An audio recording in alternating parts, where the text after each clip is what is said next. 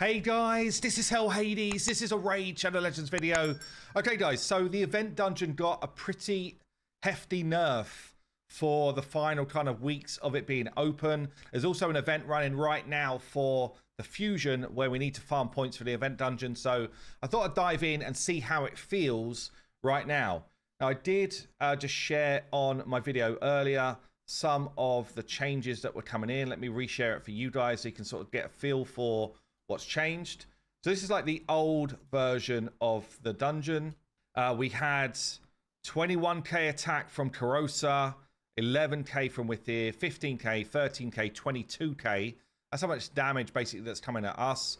Volcanos is particularly a problem with his HP because he ignores a lot of the killing him mechanics, and obviously it's hard to take down nearly 600k worth of health with his passive. So Volcanos was a real problem. Also, the amount of damage that Heffrak was kicking out was a real problem. And the amount of damage that Karosa in her second form kicked out was a real problem. So this is what it used to look like.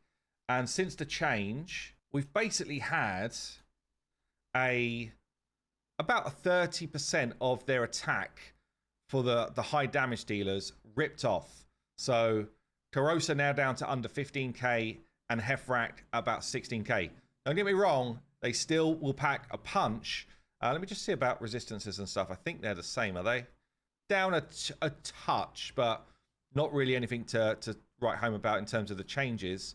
So it's more about less damage coming at you and less HP for the ads to get them killed. So, you know, you will be able to clean out this Volcanus now with a decent seer build way more comfortably than we used to be able to. Okay, he used to be a problem. Like, he was hard to kill, whereas he's not now. One of the other major changes that I'm seeing as well is that the blessing on Karosa, I need to get myself to 30 here and just make sure that's the same for 30. We're going to do that in a sec. But the blessing is now Brimstone. Significantly different, okay?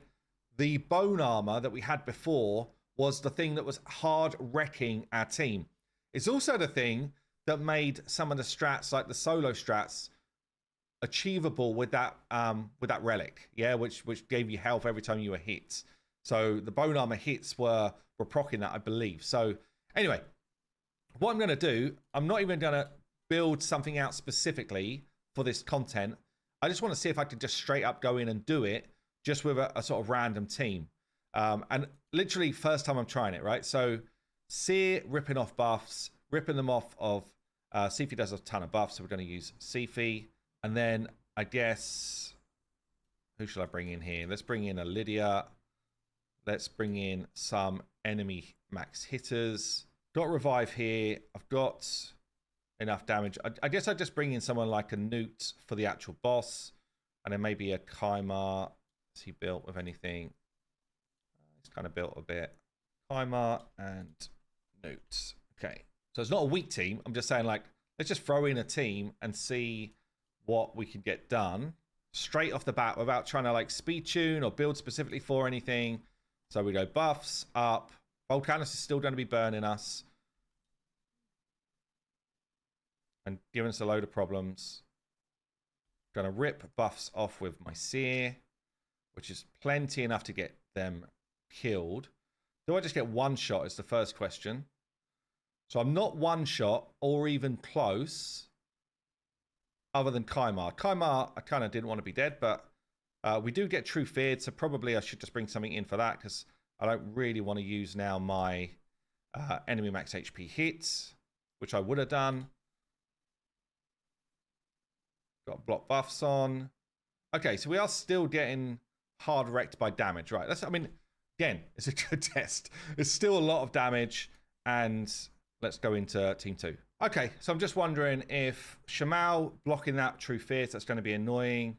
Vogoth giving us some HP regen so that we can actually take some of the damage. I'm going without a drop defense here. And we'll see if I've got enough damage without drop defense to actually get Volcanos dead. I'm letting Withir have a turn, so we do get more buffs to rip. And we do it. So 626k. And I needed how much? I needed to do 385. So actually loads of room. Like my Seer's built well, not built crazy, but she is built well. So it does give you an idea that there's a lot more room to be able to get that done. Obviously enemy max HP here. Do need to be aware that she steals buffs of this skill, is it? Before attacking, steals buffs on a 3 turn. So got to be aware of that. Otherwise though, we've now got Leech out there. So we can keep our healing going. I think otherwise we just try and keep buffs off, and therefore she's got nothing to really to steal, and then we just kind of like rotate through A1s, wait for Newt to get his abilities back, and yeah, I think we're probably good. We might lose Seer, but I'll be able to pick Seer back up. Vodolf obviously helping my team when we're taking damage. Leech being out there to just let us top up our health a bit as we're taking our turns. And then rotating back through Seer and Newt. So, I mean, if I just think back before, like, zero chance I would have been able to get this team to work, like, straight off out the gate here. Probably don't want to be giving Seer those buffs, actually. Like, even bringing Seer back to life there gave her some buffs to steal, which made that hit a lot harder. So I guess that's something to watch out for, is just how many buffs you want to be putting out on your team. Obviously, I've just thrown Newt in here because he is just like the easiest go-to for any sort of boss damage.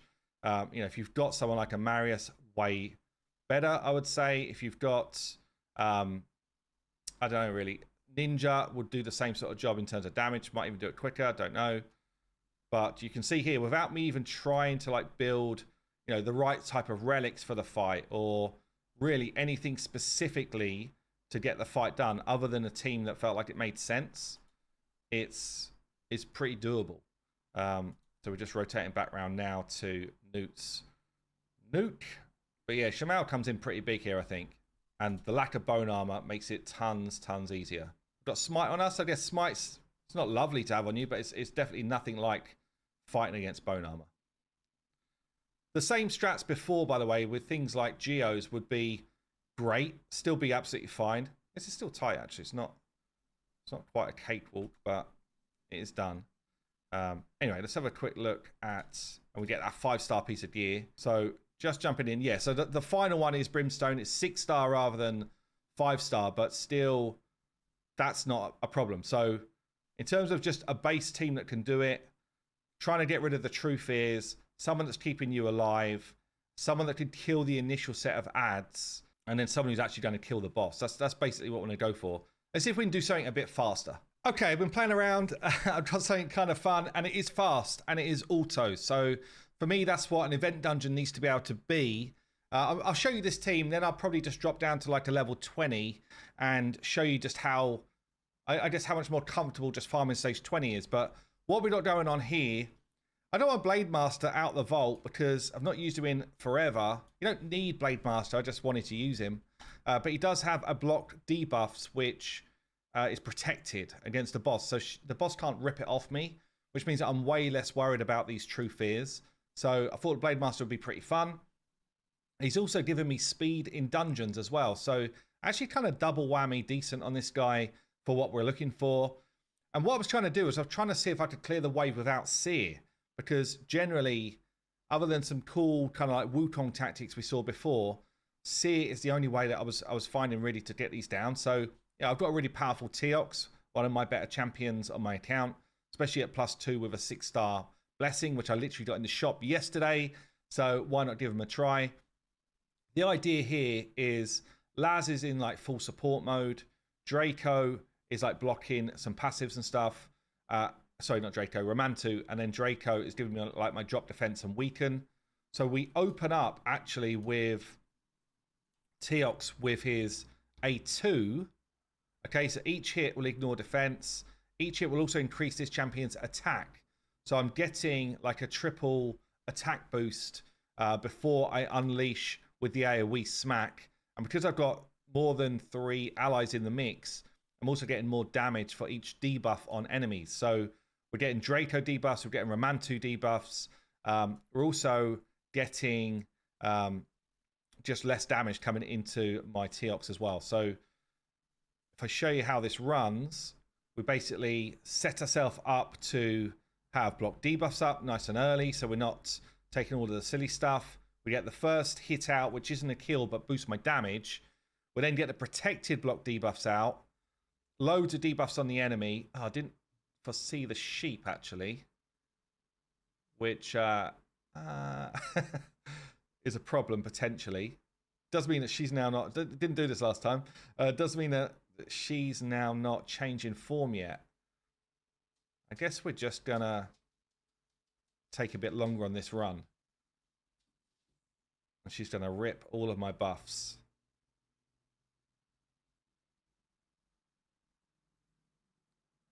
Luckily, we've got someone like Laz. He's going to rip her buffs off as well. And then we're back to kind of like a stalemate. We're going to get a nice cleanse off. And then my Teox goes to work. So this is what I was expecting to happen about 30 seconds ago. Obviously, we get our increase attack.